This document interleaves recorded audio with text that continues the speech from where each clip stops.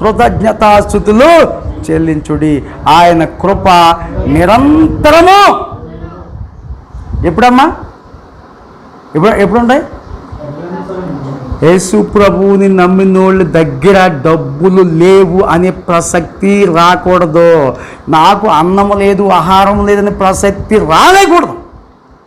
ఏంటంటే పాస్టర్ గారు అంటారంటే మన ప్రభు అలాంటివాడు. మన ప్రభు అలాంటివాడు సమృద్ధి కలిగిన వాడు, ధారాళుడు, ధారాదత్తంగా ఇచ్చేసేవాడిని కుమారుని ఏకంగా. అర్థమవుతుందా? మనకు లేదు అంటానికి వీలు లేదు. ఏంటండి, ఆయన కుమారుడినే మనకి ఇచ్చేది, మనకి ఇంకేం తక్కువ ఉంటుందండి. మీరు అలాగే చెప్తారు పాస్టర్ గారు, మా పాటలు మాకు తెలుసు, మా కష్టాలు మాకు తెలుసు. నో నో నో నో మన కోసం ఆయన కష్టపడ్డాడు. అర్థమవుతుందా? మన కోసం ఆయన రక్తాన్నే ఇచ్చేశాడు. ఇక్కడంట ఎవరికంట? ప్రభుకి కృతజ్ఞతాస్తుతులు చెల్లించుడి. ఆయన కృప నిరంతరము ఉండును. ఏమంటే కారణం ఉందా? ప్రతిదానికి కారణం ఉందా లేదా? కారణం లేకుండా మనం కృతజ్ఞతాస్తుతులు. తర్వాత 4వ వచనం చూడండి. ఆయన ఒక్కడే మహా ఆశ్చర్య కార్యములు. ఎవరైనా ఆయన ఒక్కడే యేసు ఒక్కడే పరిశుద్ధుడు, ఒక్కడే యేసు ఒక్కడే పరిశుద్ధుడు, ఒక్కడే అద్భుతాలు చేయువాడు, ఒక్కడే ఆశ్చర్యాలు చేయువాడు, ఒక్కడే యేసు ఒక్కడే పరిశుద్ధుడు, ఒక్కడే ప్రపంచమంతటికి ఒక్కడు. ఏం చేయగలడంట? మహాశ్చర్య కార్యములు చేయడు. ఏంటి ఆశ్చర్యము? ఆయన పుట్టుక ఆశ్చర్యము, అంతే కదండి. ఆయన పుట్టుక ఆశ్చర్యం కదా. ఇది ఎప్పటికీ గుర్తు చేసుకోవాలి. అది గుర్తు చేసుకోవడానికి ఇక్కడికి వచ్చాం మనం. అది తేలిగ్గా తీసుకోకూడదు. ఎలా తీసుకోవాలంట? 100% ముఖ్యంగా తీసుకోవాలి ఆయన పుట్టుకని. అర్థమవుతుందా? ఏం చేయాలంట? ఆశ్చర్యమే కాదా? ఈ ప్రపంచంలో ఏదైనా ఆశ్చర్యం ఉందంటే ఆయన పుట్టుక. రెండోది ఏంటి? ఆయన మరణం. ఇలాగ ఎవరైనా మరణించారా? ఈ విధంగా మరణించిన వాళ్ళు ఎవరైనా ఉన్నారా? ఏమండి, ఈ విధంగా మరణించిన వాళ్ళు ఎవరైనా ఉన్నారా? ఏంటంటే ఒంటి మీద ఒకటి తక్కువ 40 కరోడ దెబ్బలు కొట్టించుకుని, ఏమండి ఈ ఈ ఈ తల మీద 72 ముళ్ళు కిరీటాలు ముళ్ళు అది తెలుసా ఏంటంటే సూదులు లాంటివి పెట్టించుకుని, ఈ మేకుల్లో ఈ కొట్టించుకుని, అర్థమవుతుందా? ఈ కొట్టించుకుని ఎవరన్నా ఉన్నారా? ఆయన తర్వాత పాపం చేసినటువంటి రోమా చక్రవర్తులు చాలామందిని చట్టంలో శిక్ష వేయాలంటే అలాగే వేసేవారు. అర్థమైందా? కానీ ఈయనలేక మరణించిన వాళ్ళు మరొకళ్ళు లేరు. తర్వాత ఈయనలేక లేచిన వాళ్ళు కూడా, సమాధి లేచిన వాళ్ళు ఆయన ఒక్కడే సమాధి తెరవబడిందంట. ఇది జ్ఞాపం చేసుకోవాలి మనం. ప్రతి ఆదివారంలో మన ఆరాధనలో ఇది జ్ఞాపం చేసుకోవాలి. దేవుని స్తోత్రం కలుగును గాక. ఎందుకంటే మనల్ని కూడా అలా లేకపోతున్నాడు. అర్థమవుతుందా? ఏమంటే ఈ క్షణం చచ్చిపోయామనుకో, మనల్ని కూడా అదే రకంగా దేవుడు లేపుతున్నాడు. దేవుని స్తోత్రం కలుగును. ఆయన ఒక్కడే మహాశ్చర్య కార్యములు చేయువాడు కనుక ఆయన కృప నిరంతరము ఉండును. తర్వాత తన జ్ఞానము చేత ఇదేం చేత అంటే జ్ఞానము చేత ఆకాశములను కలగజేసెను. ఆయన కృప నిరంతరం ఉండును. దేవుని స్తోత్రం. జ్ఞానము వలన, వివేచన వలన ఆయన ఆకాశ విశాలమును స్థిరపరిచాడు. ఏమండి, ఇది కూడా అద్భుతం కదా. ఇప్పుడు మనం ఆకాశాన్ని చూసినప్పుడు దానికి ఎక్కడా కూడా ఒక సపోర్ట్ లేదు. ఉందా? ఏమండి, మనమే సపోర్ట్ లేకుండా ఉండలేకపోతున్నాం. నడుని సపోర్ట్ లేకుండా ఆపలేకపోతున్నాం కదా. ఇది కూడా 2 కాళ్ళు ఇచ్చాడు కదా, కూర్చోవడానికి చక్కగా చీట్ ఇచ్చాడు లేదా? ఇచ్చాడా? ఈ నడుని ఆపలేకపోతున్నాం కదా. ఆపుతున్నామా? ఏమండి, ఒకసారి ఆగండి. ఆపుతున్నామా దీన్ని? ఇప్పుడు 2 గంటలకు వచ్చినప్పుడు నడుము ఏం చేద్దే? నాకు నడులు ఆగుతుంది, కొంచెం జారయ్యని ఆడుతుంది, నడుము నొప్పి వచ్చి. కానీ ఆకాశానికి ఎక్కడైనా సపోర్ట్ ఉందా? తన జ్ఞానం చేత, తన వివేచన చేత ఆకాశాన్ని ఏం చేయడంట? తన జ్ఞానము చేత ఆయన ఆకాశమును కలగజేసెను. ఆయన కృప నిరంతరం ఉండును. అయ్యా, ఈ కీర్తన ఎందుకు రాయబడిందంటే ఆయన చేసినటువంటి ప్రతిదానికి కృతజ్ఞతాస్తుతులు ప్రతిరోజు అలాగే ప్రతి సన్నిధానంలో మనం ఖచ్చితంగా ఆయన స్తుతించవలసిన వారు విన్నాం. దేవుని స్తుతం అవును లేదా? ప్రతిదానికి ఏముంది? ఇదే ఆరాధన అంటే అర్థమైందా? ఇది ఆరాధనా కీర్తన, ఇది కృతజ్ఞతాస్తుతులు చెల్లించే కీర్తన, ఇది ఆయన్ని ఘనపరిచే కీర్తన, ఆయన యొక్క గొప్ప మహిమను వివరించే కీర్తన. దేవుని స్తోత్రం కలుగునుగాక. తన జ్ఞానము చేత ఆయన ఆకాశమును కలగజేసెను, ఆయన కృప నిరంతరముండును. అలాగే 6వ వచనం ఏముంది? ఆయన భూమిని నీళ్ళ మీద ఏమండి మీరు తట్టమట్టెట్టుకెళ్ళి ఏమండి ఒక తట్టమట్టెట్టుకెళ్ళి భూమిని నీళ్ళ మీద కడదామని మీరు కట్టండి, ఉంటుందా? ఉంటుందా? ఇప్పుడు ఈ భూమి ఎక్కడ ఉందనుకున్నారు మీరు? నీళ్ళ మీద ఏం చేస్తుంది? మహాదేవుడు అండి. ఆ భూమి మీద ఎవరున్నారు? ఒక్కొక్కరు 100 కిలోలు, 120 కిలోలు, 150 కేజీలు ఇల్లు మేళ్ళలో మిద్దులు కట్టేసి అది ఏమి అసలు కదులుతుందా? కదిలినప్పుడు ఏమవుతుంది? భూకంపం వచ్చేద్ది. భూకంపం వస్తే ఏమవుతుంది? భూమి పగిలిపోద్ది. భూమి పగిలిపోతే ఏమవుతాయి? అవును, దాంట్లోకి మన దగ్గర ఇంకా రాలేదు, వస్తే త్వరగా. ఒకటే బాగా భద్రంగా ఉంది, హైదరాబాద్ ఒకటే. ఇప్పటి వరకు హైదరాబాదే భద్రంగా ఉంది.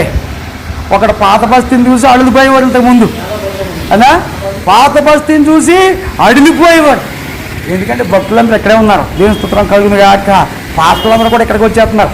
దేవుని హైదరాబాద్లో తప్ప నేను ఎక్కడ సేవ చేయాలంటే ఆ అడవుల్లో హైదరాబాద్లో సేవ చేయమన్నాడు. దేవుని స్తోత్రం కలుగును గాక. మీకు తెలుసా, మొన్న ఒక ఆయన, నేను చాలామంది అయ్యో మాకు ఎక్కడన్నా సేవ చేయడానికి స్థలం చూడండి పాస్టర్ గారు అని అడుగుతారు.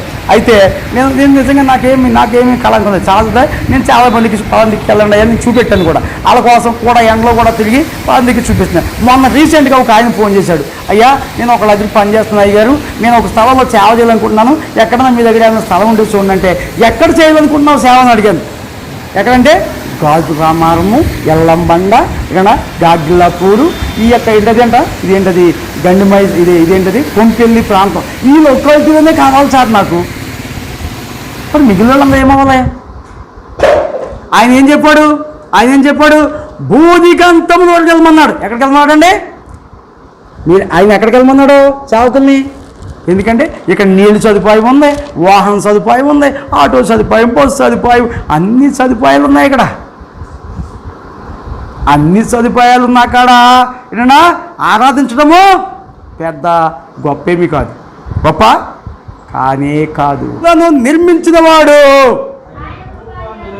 ఏం జ్యోతులు అంట? ఏంటా జ్యోతులు ఏంటి? ఒకటి సూర్యుడు, ఒకటి ఇది ఆడు 1 సంవత్సరం గ్యారంటీ వేసి డేట్ ఇస్తాడు. ఏంటిది? ఇది ఏం బల్బు అంటారు దీన్ని? LED bulb. ఎల్ఈడి బల్బుకి 6 నెలల్లో సంవత్సరం గ్యారంటీ ఇచ్చి అది ఈ మధ్యలో పోతే ఇంకోటి ఇస్తానని చెప్పి ఇస్తాడు కదా. ఆయన పెట్టిన దీపాలకి ఎప్పుడు దాకా గ్యారంటీ? ఆరిపోతాయా? అవి ఆరిపోతే అందుకనే గొప్ప జ్యోతులు అయ్యి. మరి ఎలా ఏం ప్రకటన చేస్తున్నారు? ఎల్ఈడి బల్బు గ్యారంటీ మాది అని చెప్తున్నారు కదా, ప్రకటన చేసి. ఎప్పుడు దాకా ఉంటుంది ఈ బల్బు? ఎంత ఎల్ఈడి అయినా ఏమైపోవాలి? మస్ అయిపోవాల్సిందే. ఆ బల్బులకి ఇంకేంటంట ఏం అక్కర్వద్దు? ట్రాన్స్ఫార్మర్ అక్కర్వద్దు, లైన్ మీద అక్కర్వద్దు. కావాలా? లైన్ మీద కావాలా? ఈ బల్బులకి ఏం కావాలి? నువ్వు ఎంత పెద్ద బల్బు పెట్టినా అక్కడ సప్లై లేకపోతే ఏంటంటే ఈ బల్బు అక్కడ సప్లై ఎప్పుడు ఉంటుంది? నిరంతరంగా ఉంటుంది. అంటే ఆ సప్లై కటింగ్ ఉందా? ఈ సప్లై ఏం చేస్తాడు? చక్కగా కరెంట్ బిల్ కట్టకపోతే కట్ చేస్తాడు కదా, అక్కడ బడ్జెట్ లోటు వస్తే కట్ చేస్తాడు, అవునా కదా? నువ్వు కరెంట్ బిల్ కట్టినట్టు కట్ చేస్తాడు. కానీ అక్కడ ఏం చేస్తాడు? ఆ జ్యోతి ఏం చేస్తుందమ్మా? ఆగిపోతుందా? ఇది వెళ్ళిపోతే అది ఏది? సూర్యుడు వెళ్ళిపోతే చంద్రుడు, చంద్రుడు వెళ్ళిపోతే సూర్యుడు, సూర్యుడు వెళ్ళిపోతే చంద్రుడు ఆటోమేటిక్గా వస్తానే ఉంటున్నాయి. దేవుని స్తోత్రం కలుగు. ఎప్పుడు? నిరంతరము. ఎప్పుడంట? నిరంతరము ప్రకాశిస్తున్న జ్యోతులు. అందుకే ఆ జ్యోతులు ఏమన్నాడు ఆయన? గొప్ప జ్యోతులు. ఏం జ్యోతులంట? గొప్ప జ్యోతులు. ఏం చేశాడంట ఆయన గొప్ప జ్యోతులను నిర్మించిన వాడు, ఆయన కృప నిరంతరముండును. దేవుని స్తోత్రం కలుగును గాక. అయ్యా ఆయన స్తుతించడానికి కారణాలు ఏమి ఉన్నాయి? నీకు ఇస్తున్నావు కాబట్టి నీకు స్తోత్రాలు. రాత్రిలో ఎన్ని ఇస్తున్నావు కాబట్టి నీకు స్తోత్రాలు. అయ్యా గొప్పడా కదా? ఎన్ని కారణాలు ఉన్నాయండి. ఎందో చూడండి. పగటి నీళ్ళకు ఆయన సూర్యుని చేశాను. అయ్యా దాన్ని బట్టి నీకు స్తోత్రం అని చెప్పచ్చు. ఆయన వెలుగు నిత్యము ఏంటా చిచ్చే అక్కర్వద్దు కదా, మీటర్ పెట్టించుకోకర్వద్దు, పెట్టించుకోవాలా, మీటర్ డబ్బులు కట్టక్కర్వద్దు, గుడిలో ఉన్న వచ్చేది, చెట్టు కింద వచ్చేది కరెంట్ అక్కడికి, అవును కదా. నువ్వు ఎక్కడున్నా వచ్చేది, నడుస్తున్నా కూడా వచ్చేది కాదు, ఏమన్నా నడుస్తున్నా లాంటి వెళ్తుంది, ఇంట్లో ఉన్న లాంటి వెళ్తుంది, బయటికి వెళ్ళినా పని చేస్తున్నా వెళ్తుంది. ఎంత గొప్ప దేవుడు మనకున్నాడండి. దేవుని స్తోత్రం కలిగింది కాక. ఆ లైట్కి ఇంకా అసలు ఆ జ్యోతికి ఏంటంటే ఆ జ్యోతికి నిన్న ఎక్కడంటే తాడ్ బండ దగ్గర సిగ్నల్ వేసేసాడు. మేము వస్తూ ఉన్నాము, ఎండ బాగా కొడతా ఉంది. తాడ్ బండ దగ్గర ఇద్దరు కానిస్టేబుల్ ఉంటే ఏం చేసంటే ఆ పక్కన వచ్చే వాహనాలన్నీ అయిపోయినాయి. అక్కడ 4 పక్కన చాలా ఎక్కువ వాహనాలు వస్తాయి. తాడ్ బండ దగ్గర పెద్ద సిగ్నల్, అటు నుంచేమో సికింద్రాబాదు, ఇటు నుంచి వెళ్తేనేమో ఎక్కడ బోయినపల్లి నుంచి ఒకటి, ఇలా మిలిటరీ నుంచి ఒకటి, ఇలా తాడ్ బండ నుంచి ఒకటి, 4 సిగ్నల్ ఉంటాయి. అక్కడ ఏం చేసినట్టే ఇద్దరు కానిస్టేబుల్ ఉన్నారు, కానీ ఆయన కునిపాట్లు వచ్చినట్టున్నాయి. ఆ సిగ్నల్ ఇలాగ అంట మానేసి ఇలా అంటా ఉన్నాడు. అయినా ఇంకొక ఆయన నిలబడి చూస్తూ ఉన్నాడు. అన్నీ అయిపోయినాయి, ఇంకా రెడ్ లైట్ ఆరలేదు, ఏం ఫుల్ అయిపోయినప్పటికీ సిగ్నల్ అయ్యేది. అయితే అప్పుడు ఈ వాహనం ఆయన ముందున్నాడు, ఒక బుల్లెట్ వేసుకుని బాగా ఎక్కిస్తున్నాడు. ఆయన ఇంకా సిగ్నల్ ఎందుకు వేయట్లేదు నువ్వు అని అక్కడ దగ్గరికి అంటే వెళ్ళి వాళ్ళు వెళ్ళిపోతాయి. సిగ్నల్ వేసిన తర్వాత ఆయన దగ్గరికి వెళ్ళి సిగ్నల్ ఎందుకు వేయలేదు ఇంకా కరెక్ట్గా అన్నీ అయిపోయి అని ఆయన మీద కోపడుతున్నాడు. దేవుని స్తోత్రం కలిగింది కాక. ఈ సిగ్నల్ మనుషులు వాళ్ళకి ఉద్యోగం ఉన్నా జీతం వచ్చిందా సిగ్నల్ కరెక్ట్ అయ్యేందుకు వేయాలి, అది అర్థమవుతుందా.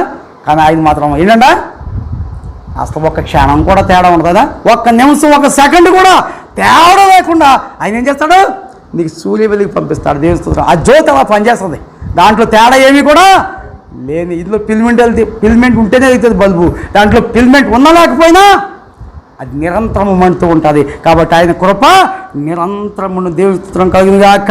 రాత్రి వేళటకు ఆయన చంద్రుని నక్షత్రాలను చేసెను. ఆయన కృప నిరంతరము